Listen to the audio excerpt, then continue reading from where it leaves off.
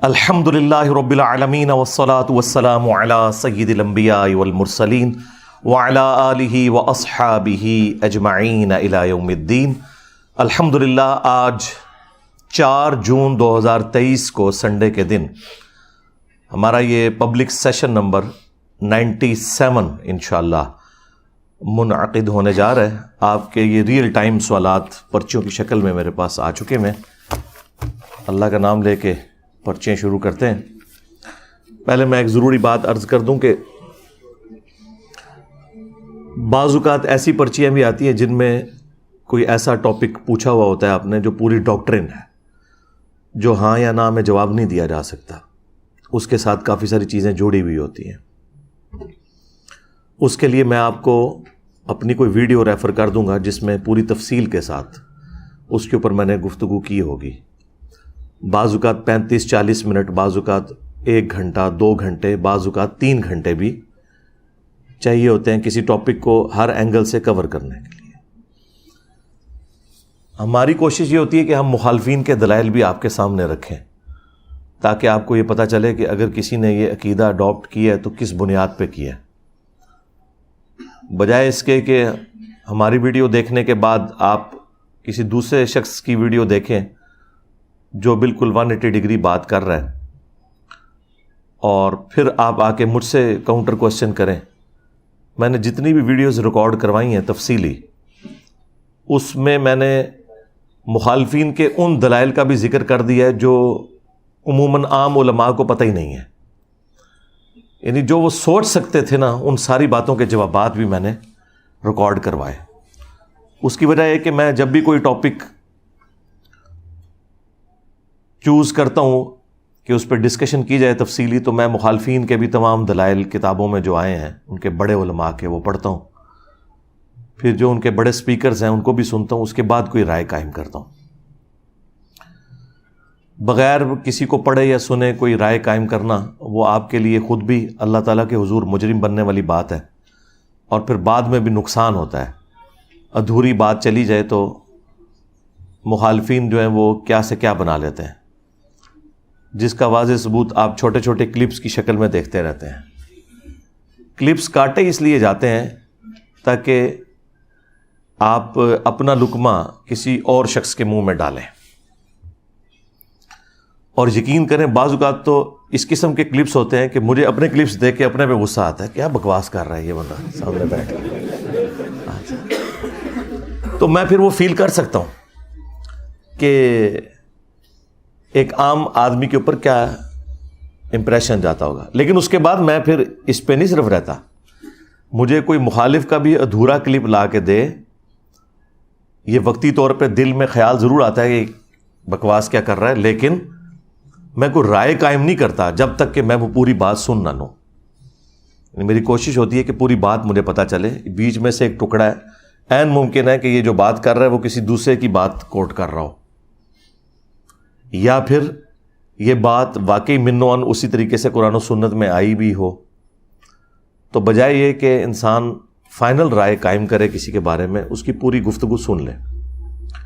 یہی وجہ ہے، ہماری یہ تربیت کا اثر ہے کہ اللہ کے فضل سے اس وقت آلموسٹ 8000 سے زیادہ تو صرف ہمارے اسٹوڈنٹس کے یوٹیوب چینلز ہیں، اور آلموسٹ 1 لاکھ کے قریب ویڈیوز وہ ہیں جن کے ساتھ ہیش ٹیگ لگے ہوئے ہیں۔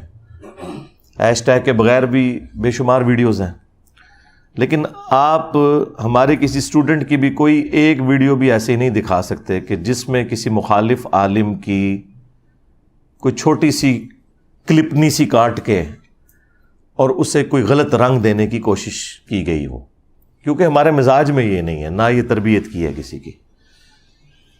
دین سکھانے والے شخص کو ہمیشہ سولوشن اینڈ پہ کھڑا ہونا چاہیے، پرابلم اینڈ پہ نہیں کبھی کھڑا ہونا چاہیے۔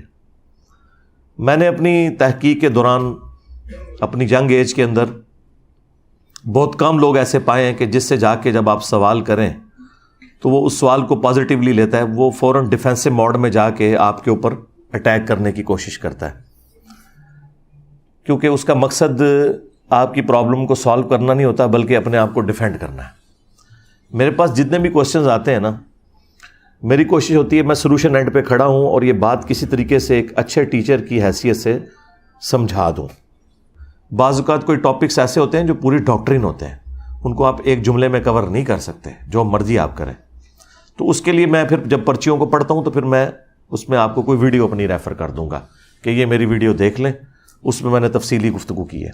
ہاں, ورڈکٹ دے دوں گا کہ اس کے بارے میں میری رائے ان پرنسپل یہ ہے.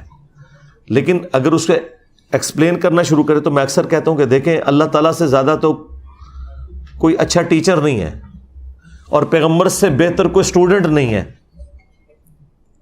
اس کے باوجود اللہ تعالیٰ کو اتنی موٹی کتاب نازل کرنی پڑی ہے بات سمجھانے کے لیے. قرآن ایک صفحے پہ بھی ہو سکتا تھا, لیکن وسوسے ہی اتنے زیادہ ہیں, ایشوز ہی اتنے زیادہ ہیں کہ ان ایشوز کو سیٹل کرتے کرتے اتنی موٹی کتاب بن گئی. آج یہ میرا دعویٰ ہے کہ قرآن میں سے آپ ایک صفحہ بھی پھاڑ دینا تو یہ کتاب ہدایت کے لیے کافی نہیں ہوگی. اس میں ضرور کوئی ایسی بات لکھی ہوگی جس کا کوئی نعم البدل نہیں ہوگا. قصہ آدم اور ابلیس قرآن میں 7 دفعہ آیا ہے. 6 دفعہ اگر آپ پڑھیں تو آپ کو پتہ ہی نہیں چلتا کہ مقدمہ کیا ہے. سورۃ البقرہ میں سٹارٹ میں ہے, اس کے بعد سورۃ الاعراف میں ہے, سورہ صاد کے اندر, سورہ بنی اسرائیل میں, سورۃ الکہف کے اندر, سورہ طٰہٰ کے اندر. سورہ بقرہ میں شروع میں اللہ تعالیٰ نے فرمایا ہم نے فرشتوں کو حکم دیا کہ سجدہ کرو, سب کے سب سجدے میں گر پڑے سوائے ابلیس کے. وہ اکڑ گیا, تکبر کیا اور کافروں میں شامل ہو گیا. ابا واستکبر وکان من الکافرین. اچھا, سورۃ الاعراف میں بھی اسی سے ملتے جلتے الفاظ آئے لیکن تفصیل کے ساتھ, سورۃ الحجر میں بھی ڈیٹیل کے ساتھ. لیکن آپ کو 6 جگہ یہ پتہ ہی نہیں چلے گا, الٹا آپ ڈسیو ہو جائیں گے کہ اللہ نے فرشتوں کو حکم دیا کہ سجدے میں گر پڑو, سب کے سب گر پڑے سوائے ابلیس کے. اب اس جملے سے تو ایک عام آدمی یہی مطلب لے گا کہ ابلیس بھی کوئی فرشتہ تھا. اس میں تو وہ اسکپ ہے بات, جو اصل کانٹے کی بات ہے کہ ابلیس کون تھا. فرشتوں کو حکم ہوا اور وہ سب کے سب سجدے میں گر پڑے سوائے ابلیس کے. اس نے تکبر کیا اور کافروں میں شامل ہو گیا. اس جملے کو آپ کہیں بھی لے جائیں, اس سے یہی مطلب نکلے گا کہ ابلیس بھی کوئی فرشتہ تھا جس نے نافرمانی کی. لیکن قرآن میں ایک جگہ ایسی ہے, سورۃ الکہف, اس میں آیا کان من الجن ففسق عن امر ربہ. وہ جنوں میں سے تھا اس لیے اس نے اپنے رب کی نافرمانی کی. باقی 6 جگہ اللہ تعالیٰ نے اس ٹاپک کو ایڈریس ہی نہیں کیا کہ قرآن میں جگہ جگہ یہ بات آئی ہے کہ فرشتے اللہ کے حکم کی نافرمانی نہیں کرتے. تو کیا وجہ ہوئی کہ جو سب سے قریبی فرشتہ تھا وہ نافرمان ہو گیا؟ یہی رزلٹ نکالیں گے نا ہم. تو قرآن کی دونوں آیات بظاہر تو ٹکرا رہی ہیں. ایک طرف یہ ہے کہ فرشتے اپنے رب کی نافرمانی نہیں کرتے, اور دوسری طرف 6 جگہ پہ آیا کہ فرشتوں کو حکم ہوا سجدہ کرو, سب کے سب سجدے میں گر پڑے سوائے ابلیس کے. لیکن ایک جگہ قرآن میں ایسی ہے جہاں اللہ تعالیٰ نے اسے کھولا ہے. آپ سے پوچھا جاتا ہے تو 6 کی 6 جگہ کلیریفیکیشن آنی چاہیے تھی, جو باقی کی 6 جگہ ہیں.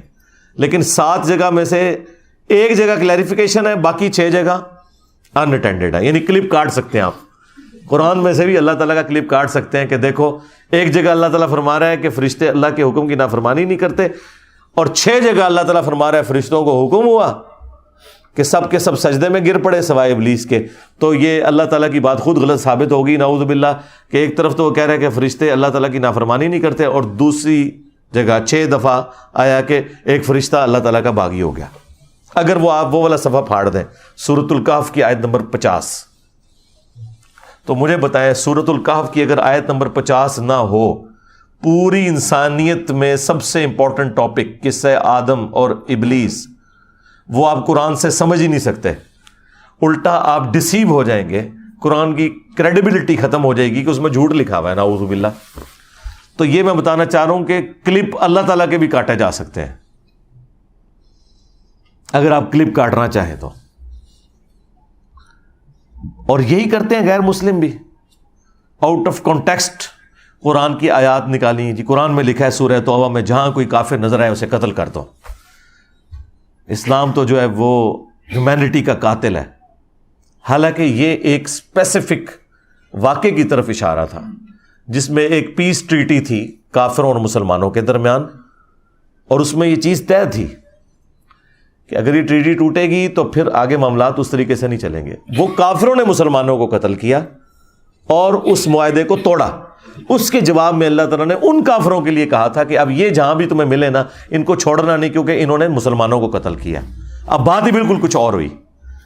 لیکن آپ دیکھیں اتنی موٹی موٹی کتابیں غیر مسلموں نے لکھی ہیں اسلام کے خلاف, اور اس میں ٹاپ آف لسٹ یہ والی آیت کوٹ کرتے ہیں کہ جی جہاں بھی کافر نظر آئے ان کو قتل کر دینا. تو کلپ تو قرآن سے بھی کاٹا جا سکتا ہے. لا تقربوا الصلاۃ, نماز کے قریب مت جاؤ. آگے لکھا ہے وَأَنْتُمْ سُکارا, جب تم نشے کی حالت میں ہو. قرآن میں یہ بھی لکھا ہے کہ عیسیٰ ہی اللہ ہے. ان اللہ هو المسیح ابن مریم, بے شک اللہ ہی عیسیٰ ابن مریم ہے. لیکن ساتھ لکھا ہے لقد کفر الذین قالوا ان اللہ هو المسیح ابن مریم, بے شک وہ لوگ کفر کر رہے ہیں جو یہ کہہ رہے ہیں کہ اللہ ہی عیسیٰ ابن مریم ہے. دیکھیں بات بالکل ڈیفرنٹ ہو گئی. بخاری مسلم میں لکھا ہے کہ حضرت عمر فاروق رضی اللہ تعالیٰ عنہ نے ایک بدری جنتی صحابی کو کہا تھا یہ منافق ہے, میں اس کا گلا کاٹ دوں گا. بندہ حیران ہو جاتا ہے, یار اتنی بڑی پرسنالٹی ایک صحابی کو منافق کہہ رہا ہے. لیکن وہ پورا واقعہ ہے. اس صحابی نے دنیا کی محبت میں مغلوب ہو کر نبی علیہ السلام کا راز لیک کر کے کافروں کو بتا دیا تھا کہ ہم مکے پہ چڑھائی کرنے والے ہیں, تم تیاری کر لو جنگ کی, اور اس کے بدلے میں تم نے میرے بیوی بچوں اور رشتہ دار اور جو میری وہاں پہ جائیداد ہے اس کو محفوظ رکھنا ہے. اللہ تعالیٰ نے وحی کے ذریعے حضور کو بتا دیا. نبی علیہ السلام نے سیدنا علی کو بھیجا اور اس عورت کو گرفتار کر لیا جس کے جوڑے میں وہ خط تھا. پہلے تو وہ مان نہیں رہی تھی, تو حضرت علی نے کہا کہ مجھے اس شخص نے بھیجا ہے کہ جو جھوٹا نہیں ہے, اور اسے اس ہستی نے خبر دی ہے کہ وہ بھی جھوٹی نہیں ہے. اگر تیرے کپڑے بھی اتروانے پڑے تو میں وہ خط تم سے ریٹریو کروں گا. پھر اس عورت نے وہ جوڑا کھولا اور وہ خط نکلا.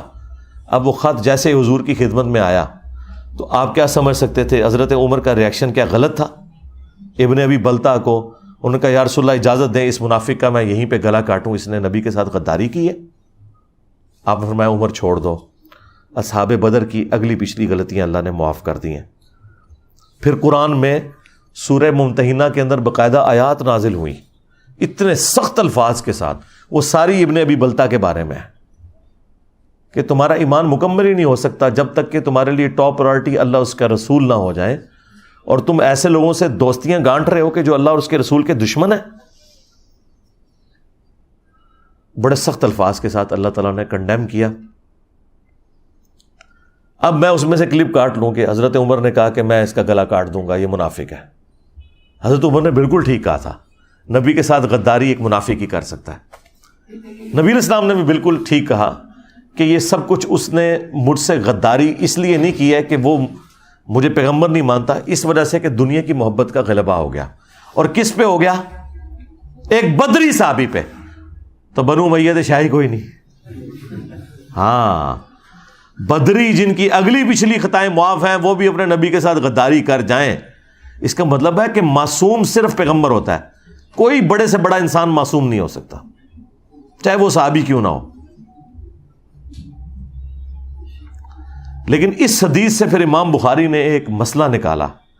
انہوں نے اس حدیث کو ایک چیپٹر کی ہیڈنگ میں ڈالا, اور اس پہ انہوں نے پتہ کیا ہیڈنگ باندھی کہ اگر کوئی شخص اپنے علم کی بنیاد پہ کسی کو منافق اور کافر کہہ لے تو وہ خود کافر اور منافق نہیں ہوگا.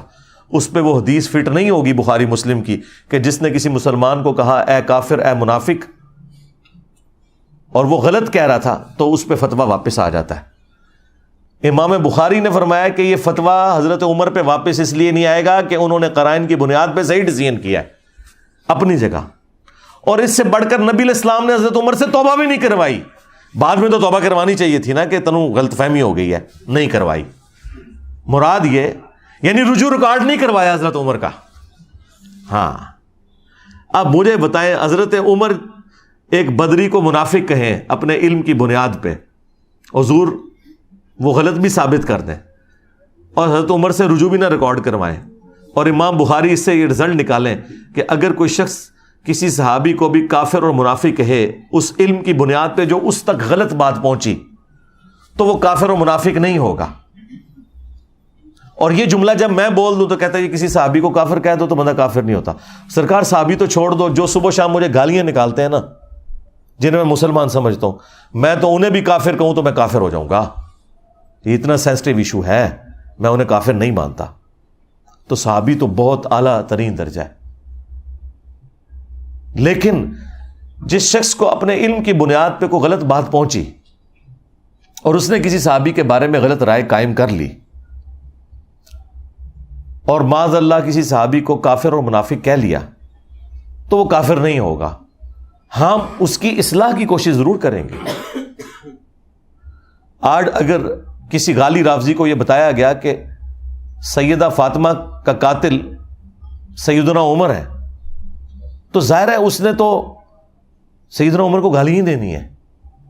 ہمارا کام یہ ہے کہ ہم اصلاح کریں گے اور اسے بتائیں گے کہ ایک جعلی بات ہے جو ان کی طرف منسوب کی گئی ہے، ایک جھوٹ ہے، لیکن اس کی بنیاد پہ ہم اسے کافر نہیں کہیں گے، کیونکہ اسے اپنے علم کی حد تک وہی کچھ پتا چلا جو کچھ حضرت عمر کو ابن ابی بلتہ کے بارے میں پتا چلا تھا۔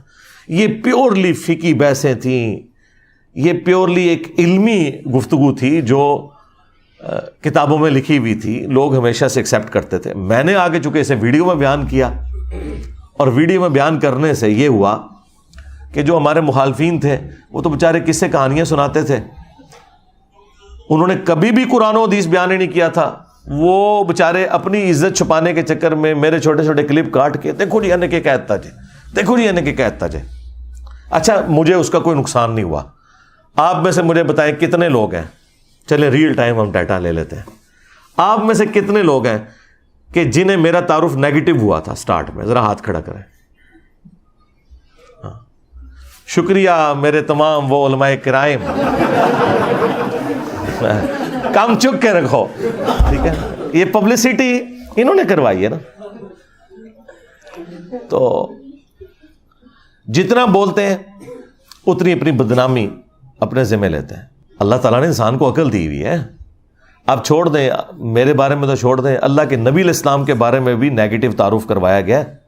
یہ جو اسلام اتنا تیزی سے پھیلا ہے، کیوں پھیلا ہے؟ پچھلے 100 سال میں 60,000 کتابیں رسول اللہ کے خلاف لکھی گئی ہیں صلی اللہ علیہ وآلہ وسلم، اور ان 100 سالوں میں جتنے لوگ مسلمان ہوئے ہیں پچھلی 13 صدیوں میں نہیں ہوئے تھے۔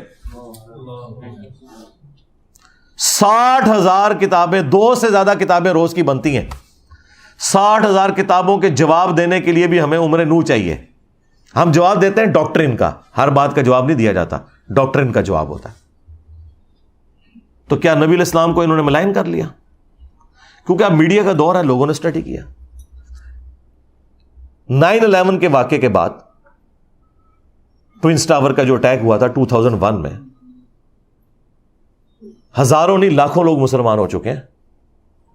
اسلام کا تعارف کتنا نیگیٹو انداز میں کروایا گیا، لیکن لوگوں نے اسلام قبول کیا۔ یار جن لوگوں کی ڈیوٹیاں لگی کہ تم نے نبی علیہ السلام کو ملائن کرنے کے لیے کتاب لکھنی ہے، اسلام کے خلاف کتاب لکھنی ہے، انہوں نے اسلام قبول کر لیا۔ یہ طاقت ہے نا۔ تو اسلام کی طاقت، سچائی کی طاقت اتنی بڑی ہے کہ اس کے آگے کوئی بند نہیں باندھ سکتا۔ تو ان لوگوں کا شکریہ جو اس طرح کی مخالفت کرتے ہیں۔ میں نے شروع میں یہ بات کی تھی کہ اگر آپ لوگ چاہتے ہیں کہ آپ کے فرقے 30-40 سال اور نکال دیں تو خاموشی میرے بارے میں اختیار کر لیں۔ جتنا بولیں گے اتنی جلدی آپ کے فرقے ختم ہوں گے، کیونکہ میں نے تو چپ نہیں رہنا، میں تو ہر بات کا جواب دوں گا اور میں اور ایکسپوز کروں گا۔ اب تو خیر باتیں ریپیٹ ہی کرنی پڑتی ہیں، آلموسٹ کوئی اعتراض بچا ہی نہیں دنیا کا جو میرے پہ نہ لگایا ہو، تو میں جواب دے چکا ہوں۔ اب تو مجھے جواب بھی دینے کی ضرورت نہیں پڑتی، پرانے کلپس ہی جوڑ کے ہمارے اسٹوڈنٹس خود ہی جواب دے دیتے ہیں۔ تو یہ کلپ کاٹنے سے مجھے کوئی نقصان نہیں ہوگا۔ بار بار مجھے قادیانی کہنا، اس میں سے کیا نکلا ہے؟ انہوں نے نقصان اٹھایا نا۔ قادیانی یہ کہتے رہے میں نے چشتی رسول اللہ، اشرف رسول اللہ پڑھ کے انہوں نے چولہا لا کے رکھ دیتی ہیں۔ یہ اس کی وجہ سے ہی ہوا نا سب کچھ۔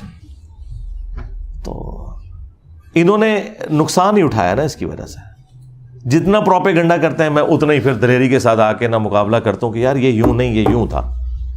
ایک ایک چیز کا آگے جواب دیتا ہوں، کوئی لحاظ نہیں کرتا. ابھی وہ اگلے دن ایک مولانا صاحب نے ایک میرے خلاف کلپ چڑھایا ہوا اور گالیاں دیں. یقین کریں ہمارے اسٹوڈنٹس کو تو جو بیچارے جذباتی قسم کے ہیں نا، وہ ویڈیوز دیکھ کے غصہ آتا ہے. جو میرے ساتھ بیٹھنے والے ہیں نا، وہ میرے ساتھ بیٹھ کے ہنستے ہیں صرف ویڈیوز دیکھ کے. میں آج تک اپنے کسی میرے خلاف جتنی بھی گالی گلوچ والی ویڈیو ہے، مجھے کبھی بھی دیکھ کے نہ تو کبھی غصہ آیا نہ کبھی کوفت ہوئی ہے، بلکہ میری تو میمز ہی وہی ہوتی ہیں جس میں مجھے گالیاں نکال رہے ہوتے ہیں. کوئی مجھے تو مزہ آتا ہے کہ یار ان کے پاس اب کوئی چیز نہیں ہے سوائے گالیاں نکالنے کے. باقی اس چیز کا ضرور دکھ ہوتا ہے کہ ان کی کیا اسلامی تربیت ہوئی ہوئی ہے، وہ الگ بات، لیکن اس کا مجھ سے تو کوئی لینا دینا نہیں.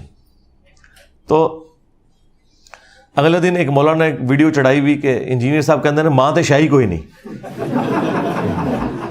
اچھا اب اللہ کے بندو، مطلب یہ کوئی بات ہوئی ہوگی نا، اس کے کوئی شروع میں کوئی اول آخر کوئی بات ہوئی ہوگی، ٹھیک ہے.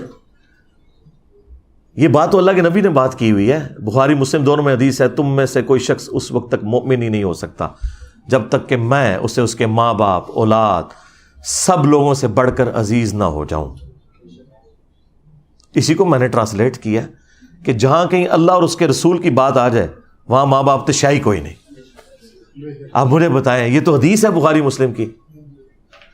اس کو ظاہر ہے میں نے اپنے انداز میں بیان کیا ہے نا. جو مفکرین ہوتے ہیں یا جو شعراء ہوتے ہیں وہ انہی باتوں کو ایک ڈفرنٹ فارم میں پریزنٹ کرتے ہیں، مطلب وہی ہوتا ہے. صحیح مسلم میں حدیث ہے کہ بے شک اللہ تعالیٰ اس کتاب کی وجہ سے بعض لوگوں کو عروج دیتا ہے اور بعض کو پستی کا شکار کرتا ہے. اور یہ چونکہ مضارع کا صیغہ مستقبل کو بھی کفایت کرتا ہے کہ اللہ قرآن کی وجہ سے کچھ لوگوں کو عروج دے گا، کچھ کو زوال دے گا. لیکن ڈاکٹر اقبال نے اسی حدیث کو ٹرانسلیٹ کیا ہے ماضی کے صیغے میں. وہ زمانے میں معزز تھے مسلمان ہو کر اور تم خوار ہوئے تارک قرآن ہو کر. یہ جواب شکوہ کا شعر. حدیث میں تو یہ نہیں تھا. حدیث میں یہ تھا کہ اس کتاب کی وجہ سے قوموں کو عروج ملے گا اور بعض کو زوال ملے گا. مستقبل کی خبر تھی. ڈاکٹر اقبال نے اسے ماضی کی خبر بنایا کیونکہ آج ہم مستقبل میں بیٹھے ہیں، ہمارے لیے تو ماضی ہو چکا ہے. ہمارے ساتھ جو کچھ ہوا، چاہے وہ ہمارے ساتھ تاتاریوں نے کیا یا کلونین پاورز نے کیا، ہم نے خواری تو کاٹ لی ہے. تو اسی بات کو ایک ڈفرنٹ انداز میں انہوں نے پہنچا دیا. کی محمد سے وفاتوں نے تو ہم تیرے ہیں، یہ جہاں چیز ہے کیا لوح و قلم تیرے ہیں. اس پہ جواب شکوہ کنکلوڈ ہوا ہے نا. دیکھیں مولویوں کی کوئی تقریر ڈاکٹر اقبال کے شعروں کے بغیر مکمل نہیں ہوتی. اور کہتے ہیں علامہ اقبال نے فرمایا. علامہ اقبال کو کہڑی ڈگری سی دسو. ہاں تمہارے بڑے بڑے مفتی علامہ اقبال کو کوٹ کرتے ہیں اور علامہ کہتے ہیں. علامہ تو وہ نہیں تھے، وہ تو ڈاکٹر تھے. فلسفی میں انہوں نے پی ایچ ڈی کی ہوئی تھی. دین انہوں نے اسی طرح حاصل کیا جس طرح میں نے. بہرحال میں نے تو الحمدللہ جس لیول کے اوپر آپ کے سامنے بیان کیا ہے، تو ڈاکٹر اقبال نے بھی ویسے بیان نہیں کیا کہ آپ کو آیات یا حدیث کے کوئی حوالے بتائے ہوں. لیکن ان والے تک علامہ اقبال کہنے نے انہوں تک کہنا چھوڑ دیں. کی محمد سے وفاتوں نے تو ہم تیرے ہیں، یہ جہاں چیز ہے کیا لوح و قلم تیرے ہیں. یہ اللہ کی طرف سے انہوں نے جواب دیا کہ اگر تو نے میرے نبی کے ساتھ وفا کی نا اے امت محمدیہ صلی اللہ علیہ وآلہ وسلم، پھر ہم تیرے ہو جائیں گے. اور یہ دنیا تو کوئی چیز نہیں، لوح و قلم پہ بھی فیصلے پھر تمہاری دعاؤں کے اوپر ہوں گے اگر تم میرے نبی کے وفادار رہے. اب یہ قرآن و حدیث میں ان الفاظ کے ساتھ تو کہیں بات موجود نہیں، لیکن پورے قرآن و سنت کی تھیم یہی ہے کہ کی محمد سے وفاتوں نے تو ہم تیرے ہیں، یہ جہاں چیز ہے کیا لوح و قلم تیرے ہیں. لہذا وہ حدیث کہ تم مومن ہی نہیں ہو سکتے جب تک کہ میں تمہیں تمہارے ماں باپ، اولاد، سب لوگوں سے بڑھ کر عزیز نہ ہو جاؤں، یہ حدیث پڑھ کے اس کی جب تھیم بیان کرے انسان، ان لوگوں کو سمجھائے کہ جن کی مائیں کہتی ہیں کہ اگر تو نے داڑھی نہ کٹائی تو میں دودھ نہیں بخشوں گی، اور زبردستی وہ بچوں کی داڑیاں مڑوا کے اپنے لیے بھی جہنم کا سبب کرتی ہیں اور اپنی اولاد کو بھی جہنم میں دھکیلتی ہیں، اور اپنی بچیوں کا حجاب اتروا دیتی ہیں کہ اچھے رشتے نہیں ملیں گے، اور بعد میں بھی جو ملتے ہیں رشتے وہ بھی جو گند کھاتے ہیں بعد میں وہ بھی پتہ چل جاتا ہے۔ تو ایسے ماں باپ کو پھر ہم نہ سنائیں کہ ہم نے اللہ اور اس کے رسول کی بات ماننی ہے، تو سیدھے شاہی کوئی نہیں۔ ماں باپ کے ساتھ حسن سلوک کا حکم اللہ نے دیا ہے۔ اگر ماں باپ اللہ اور اس کے رسول کے باغی ہیں پھر ان معاملات میں ان کی بات نہیں مانی جائے گی۔ ہاں، دنیا میں معروف طریقے سے آپ نے چلنا ہے، ہیومن ڈگنیٹی وائلیٹ نہیں ہوگی۔ وہ تو سورہ لقمان میں آیا ہے کہ اگر وہ شرک کا کہیں تو تم نے نہیں بات ماننی، لیکن دنیا میں معروف طریقے سے چلنا ہے۔ اور صحیح بخاری میں حدیث ہے، حضرت ابو بکر کی ایک بیوی کافرہ تھی، اسما بنت ابی بکر کی والدہ، حضرت عائشہ کی جو بڑی بہن تھی، انہوں نے کہا کہ میری ماں میرے پاس آتی ہے اور وہ مشرکہ ہے، تو کیا میں اس کے ساتھ حسن سلوک کروں؟ تو اللہ کے نبی صلی اللہ علیہ وآلہ وسلم نے فرمایا کہ ہاں تم اس کے ساتھ حسن سلوک کرو۔ یعنی دنیا میں آپ نے معروف طریقے سے معاملات کو لے کے چلنا ہے، سیدھی سی بات ہے۔ اس طرح آؤٹ آف کانٹیکسٹ تو آپ جس کی بھی چیز کو کاٹتے رہیں، اس کا تو کوئی اینڈ ہی نہیں ہونا، آپ جو مرضی کرتے جائیں۔ لیکن آپ نے فرق دیکھا، ہمارے اسٹوڈنٹس یہ حرکت کسی کے ساتھ نہیں کرتے، اور ہمارے مخالفین کرتے ہی یہی ہیں، اور اپنا لقمہ اس کے منہ میں داخل کرتے ہیں، اور پھر کہتے ہیں جی جوڈیشری سے کیسز کیوں فارغ ہو جاتے ہیں۔ یار جوڈیشری میں جو لوگ بیٹھے ہوئے ہیں وہ ملوٹے تو نہیں ہیں، تمہارے بزرگوں کے عبادت گزار تو نہیں ہیں۔ جوڈیشری نے تو اپنے معاملات کو لے کے چلنا ہے،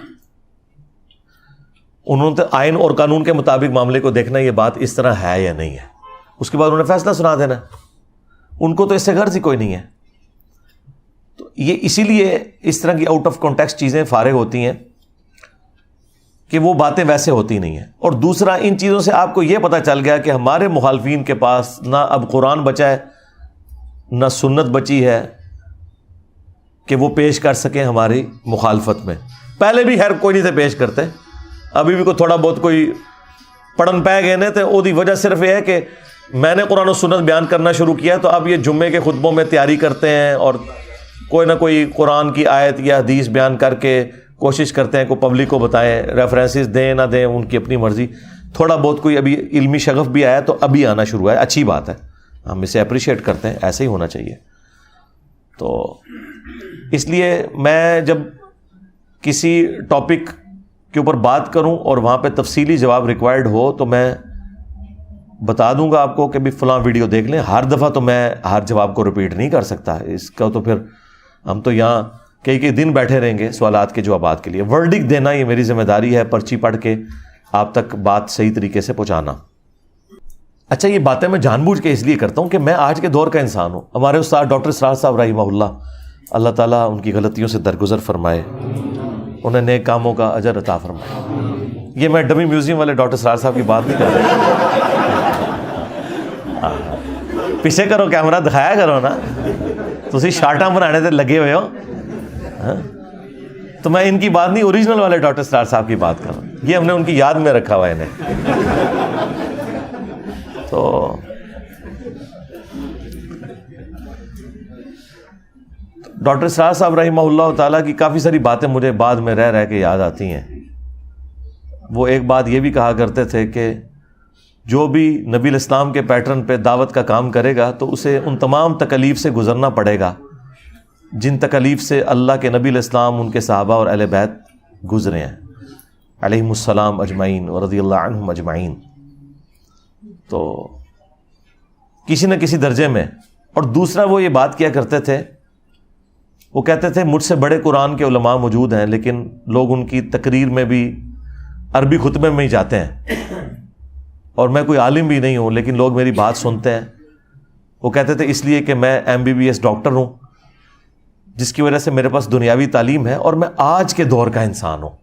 جب میں بات کرتا ہوں تو میری آڈینس کو پتہ چل جاتا ہے کہ یہ کوئی 700-800 سال پہلے کوئی ابن تیمیہ کا شاگرد کہیں سے کوئی لمبی عمر پا کے تو بات نہیں کر رہا، یا کوئی 150 سال پہلے کوئی اشرف تھانوی صاحب کے پاس کوئی بیٹھنے والا کوئی بابا نہیں تھا کہ وہ پرانی اردو میں اور پرانی مثالوں میں باتیں کر رہا ہے، بلکہ وہ فیل کرتے ہیں کہ یہ آج کے دور کا انسان ہے۔ تو اس میں نے ایک اور چیز ایڈ کر دی ہے کہ چونکہ میری طبیعت کے اندر مزاح ہے، تو میں کوشش کرتا ہوں کہ اس انداز میں بھی، مزاح کے انداز میں بھی کوئی بات کنوے ہو جائے، کسی سلوگن کے ذریعے، کسی اور ذریعے سے، کہ آپ کے دماغ میں نقش ہو جائے۔ آپ دیکھیں یہ فی البدی میری زبان سے جملہ جاری ہوا تھا، بابت شاہی کوئی نہیں، ٹھیک ہے؟ اللہ نے اس کو کیا قبولیت دی ہے کہ آج ہمارے مخالفین بھی یہ جملے بول رہے ہیں، بابت شاہی کوئی نہیں۔ اچھا، بعض اوقات وہ میرے خلاف بول رہے ہوتے ہیں، اور بعض اوقات ان کے جملوں میں کئی اینکرز کو میں نے دیکھا ہے ان کی زبان پہ، یعنی یہ جملہ جاری ہو گیا ہوتا ہے شاہی کوئی نہیں، تو وہ پتہ چل جاتا ہے کہ جملہ کہاں سے نکلا ہے، حالانکہ میں نے کوئی پری پلان نہیں کیا تھا، بس بات کرتے کرتے وہ حضرت ابراہیم علیہ السلام کا ذکر آیا۔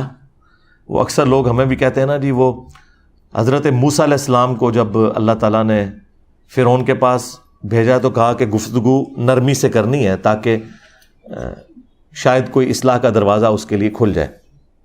تو اس کو میں نے ریبٹل کیا تھا کہ قرآن میں حضرت موسیٰ علیہ السلام کے بارے میں یہ ذکر آیا تو اس کانٹیکسٹ میں تھا کہ موسیٰ علیہ السلام کی طبیعت میں سختی بہت زیادہ تھی، تو ظاہر ہے کہ اس سختی کو نرم کرنے کے لیے اللہ تعالیٰ نے ان سے یہ فرمانا تھا۔ دوسری طرف ہم ہیں ابراہیمی، ابراہیم علیہ السلام کا ایٹیچیوڈ تو سورۃ الانبیاء میں آیا کہ جب ان کا باپ انہیں کہتا ہے نا کہ تو میرے بزرگوں کے خلاف ہو گیا ہے، تو وہ سیدھے ہو جاتے ہیں، انتم وآباؤکم فی ضلال مبین، تو بھی ابا اور تیرے سارے بزرگ بابے کھلی گمراہی میں تھے۔ اب ہم موسوی بنے یا ابراہیمی بنے، ہم تو دین ابراہیمی کے اوپر ہیں، ٹھیک ہے؟ تو ابراہیم علیہ السلام تو سیدھے ہو گئے۔ اچھا، یہ آیت پڑھتے پڑھتے جب میں نے ترجمہ کیا نا، تو میں نے کہا کہ آپ اندازہ کریں کہ حضرت ابراہیم علیہ السلام جب اپنے بزرگ بابوں کے بارے میں اس طریقے سے گفتگو کر رہے ہیں تو تواڈے بابے تے شاہی کوئی نہیں، بس وہ جب یہ جملہ میری زبان میں آیا تو پھر وہ چڑھنا شروع ہو گیا، بابے تے شاہی کوئی نہیں، بابے تے شاہی کوئی نہیں۔ اور ابراہیم علیہ السلام نے بھی یہی کہا۔ اگر دیکھیں انتم وآباؤکم فی ضلال مبین، تو بھی تیرے سارے بابے بھی گمراہ تھے، تو وہ کیا کہہ رہے تھے؟ بابے تے شاہی کوئی نہیں، بلکہ اس سے اگلا ورژن گمراہ تھے۔ میرا تو پھر بھی سافٹ نہ رہا ہے، ٹھیک ہے؟ پھر ہم نے اس کو کمپلیٹ کیا، میں پھر ہاں یہ جو پہلا جملہ ہے نا، یہ میں نے سوچ کے پھر میں نے کہا اس کو میں نے نا سلوگن پورا کرنا ہے شعر کی شکل میں، کہ نبی کے جیسا ہے ہی کوئی نہیں، بابے تھے شاہی کوئی نہیں۔ پھر اس کو میں نے مزید ریفائن کیا، میرے نبی سا ہے ہی کوئی نہیں، تیرے بابے تھے شاہی کوئی نہیں، ٹھیک ہے؟ تو اس طریقے سے یہ حادثاتی طور پہ ایسے معاملات ہوئے ہیں سارے کے سارے۔ علی بھائی، آپ نے تقریباً سارے اسلامی ٹاپکس کو مکمل کر لیا، اب آگے آپ کا مشن کیا ہے؟ آگے مشن وہی ہے جو سٹارٹ دن سے تھا، یعنی اللہ کے نبی علیہ السلام کا ایک مشن تھا نا کہ آپ نے اپنی مبارک دعوت امت تک پہنچائی، آگے امت کا مشن ہے کہ اس دعوت کو آگے تک پہنچانا ہے۔ اس مشن سے مراد اگر آپ یہ لے رہے ہیں کہ میں نے کوئی سیاسی جماعت بنانی ہے تو بالکل نہیں ہے، اللہ تعالیٰ معاف کرے، یا کوئی میں نے مذہبی جماعت بنانی ہے تو بالکل کوئی ایسا ارادہ نہیں ہے۔ یہ نبیوں والا کام ہے اور یہ نبیوں والے طریقے پہ ہی آگے چلے گا۔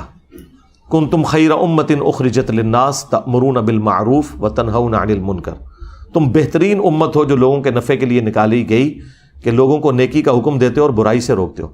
ہماری امت کی فضیلت اس وجہ سے نہیں ہے کہ ہم امت محمدیہ ہیں صلی اللہ علیہ وآلہ وسلم، بلکہ اس وجہ سے ہے کہ ہم اس شخص کی امت ہے کہ جس پہ اللہ تعالیٰ نے ختم نبوت کی، اور اس ختم نبوت کی برکت سے اس کی امت کو نبیوں والا کام ٹرانسفر کر دیا۔ بیسیکلی اس کام کے ٹرانسفر ہونے کی وجہ سے یہ فضیلت ہے۔ اگر نبیوں والا کام اس امت کو ٹرانسفر نہ ہوتا تو ہم بھی اگلی امتوں کی طرح ایک عام امت ہوتے۔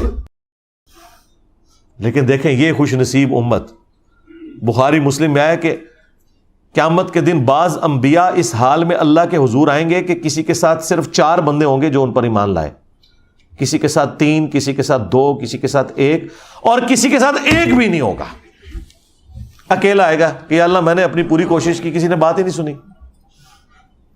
اب مجھے بتائیں اگر انبیاء قیامت کے دن اس حال میں آ رہے ہیں تو وہ ہمارے اسٹوڈنٹس جو پریشان ہوتے ہیں کہ جی ہم نے بڑی کوشش کی, کوئی ایک بندہ بھی چینج نہیں ہوا. سرکار کوئی مسئلہ نہیں ہے.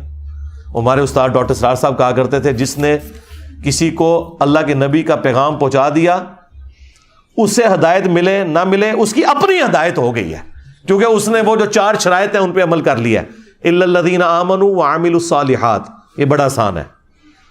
اگلی 2 مشکل ہیں, وتواصوا بالحق, حق بات کی وصیت کرنا, وتواصوا بالصبر, اس کے بعد پھر تکلیف تو شدنی چیز ہے, ڈیسٹنی میں مقرر ہے, اس پہ صبر کرنا ہے.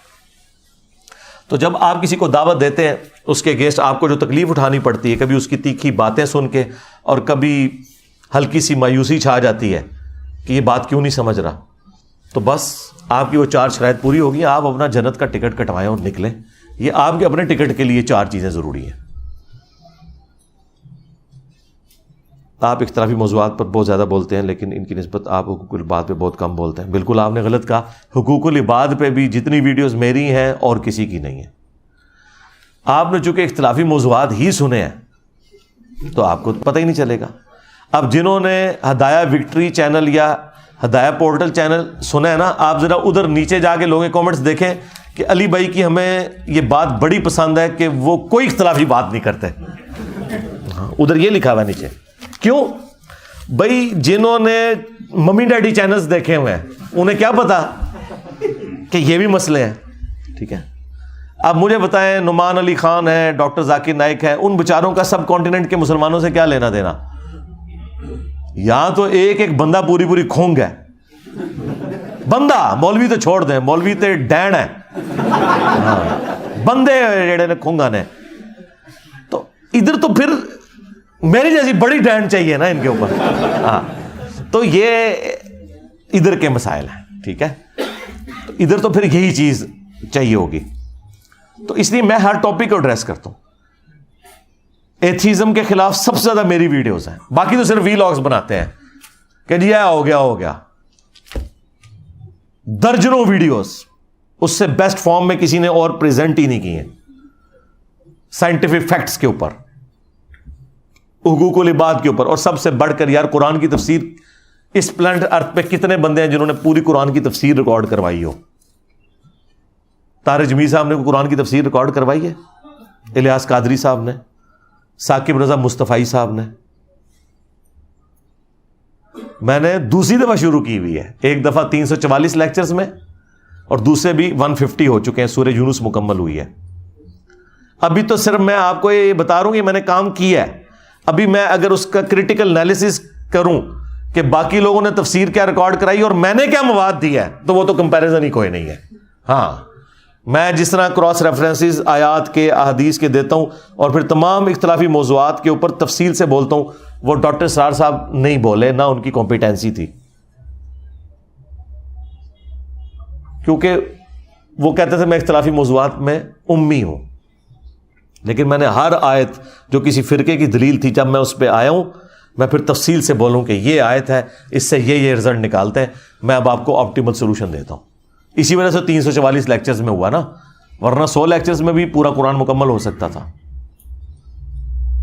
تو ہر ٹاپک کے اوپر آپ ذرا حقوق العباد میں آپ وراثت کے قوانین لکھیں, وراثت کیلکولیٹ کرنے کا طریقہ, وراثت کی امپورٹنس, میاں بیوی کے جو حقوق ہیں, وومنز رائٹس ان اسلام, وہ آپ دیکھیں, میری ویڈیوز ہی کھلیں گی. ماں باپ کو اف تک نہ کہو, آپ یہ لکھیں, میری ویڈیو کھلے گی.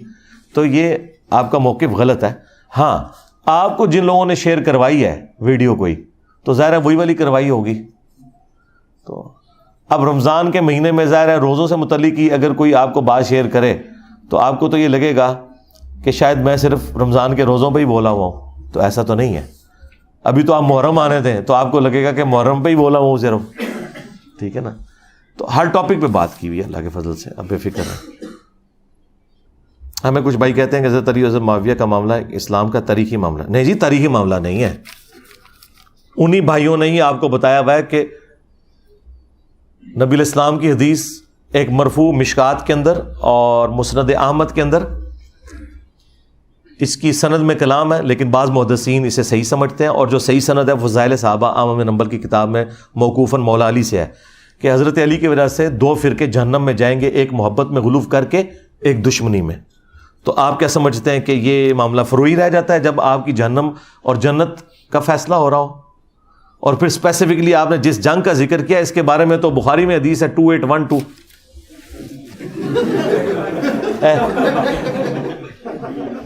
2812 تقتل الفئۃ الباغیہ یدعوہم الی اللہ ویدعونہ الی النار.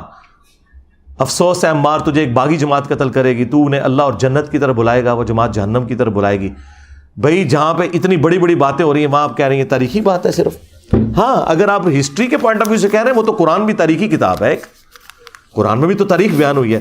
حضرت یوسف علیہ السلام ان کے بھائیوں کا جو واقعہ ایک تاریخ ہے گزر چکی، لیکن آج تک مثال دی جاتی ہے برادران یوسف کی کہ انہوں نے زیادتی کی، صحابی ہوتے ہوئے ایک نبی کے ساتھ زیادتی کی. اگر ایک صحابی نبی کے ساتھ زیادتی کر سکتا ہے تو ایک صحابی دوسرے صحابی سے زیادتی کرے تو یہ بات تو شاہی کوئی نہیں رہتی. اور صحابی بھی ڈبل، حضرت یوسف علیہ السلام کے بھائی حضرت یوسف کے بھی صحابہ ہیں اور حضرت یعقوب اپنے والد کے بھی صحابہ ہیں. اور غداری کس سے کر رہے ہیں؟ حضرت یعقوب سے بھی غداری کی کہ ان سے ان کا بیٹا چھین لیا، اور حضرت یوسف علیہ السلام کے ساتھ جو زیادتی کی اپنے بھائی کے ساتھ بھی زیادتی کی. جب سے میں نے رفع الیدین شروع کیا ہے گاؤں والے اور سارے گھر والے مجھے کہتے ہیں آپ قادیانی ہو گئے. کوئی علمی جواب دیں. علمی جواب یہ ہے کہ انہیں کہیں کہ میں آج ہی رفع الیدین چھوڑ دوں گا، قادیانیوں کی عبادت گاہ میں چلتے ہیں. اگر قادیانی بریلوی اور دیوبندیوں کے طریقے پہ حنفی طریقے پہ نماز پڑھ رہے ہوئے تے تواڈے بھرا تے جے رفع الیدین کر رہے ہون تے میرے بھرا، تے دیکھو کیسی بولتی بند ہوگی. اور قادیانی تو حنفی ہیں، ان کے بڑے مربی کی میں نے ویڈیو چلا دیا ہے، اس پہ بھی میرا کلپ ریکارڈ ہے. حنفی بریلوی، حنفی دیوبندی اور حنفی قادیانی، آپ جا کے لکھیں. تو ان کو آپ قرآن حدیث بتانے کی ضرورت نہیں، ان کو آؤ چلیے قادیانیاں دی عبادت گاہ تکنے کہ تواڈے بھرا نے یا میرے بھرا نے، تے تواڈے بھرا نکلنے نے. میرے پاس ایک بھائی اٹلی میں وہ تبلیغی جماعت کے امیر تھے. ان کا چھوٹا بھائی جو ہے وہ میرے پاس آتا تھا، ویڈیوز دیکھ کے وہ پہلے گمراہ ہوا اور پھر وہ اپنے بڑے بھائی کو لے کے آ گیا کہ جی آپ نے میرے بھائی کو قادیانی کر دیا.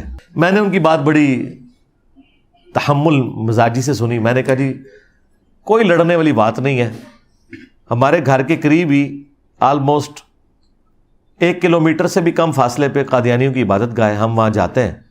اگر تو قادیانی تبلیغی جماعت والے طریقے پہ نماز پڑھ رہے ہوئے تو وہ آپ کے بھائی ہوں گے، اور اگر وہ رفع الیدین سے نماز پڑھ رہے ہوئے تو ہمارے بھائی ہوں گے. ابھی فیصلہ کر لیتے ہیں. کہتے نہیں رہنے دیں.